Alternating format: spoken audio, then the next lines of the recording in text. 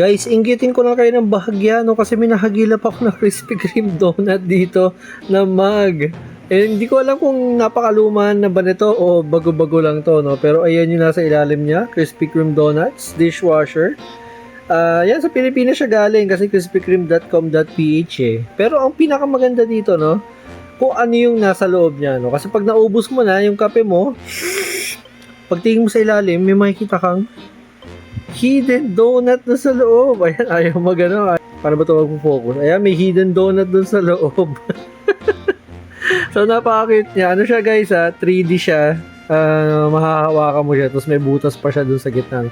Huwag nyo lang ganyanin ha. Kasi baka iba na yung mangyari dyan. Pero yun guys, pa-ID naman ako nito. No? Pa-identify naman ako kung kailang year to. Kasi wala akong makita sa Google Lens na kung kailan ba siya ni-release na year. At nakita ko lang din kasi ito sa bahay ng mga binan ko. Nakita ko lang, hinugasan ko lang. Para presentable naman pag pinakita ko sa inyo guys.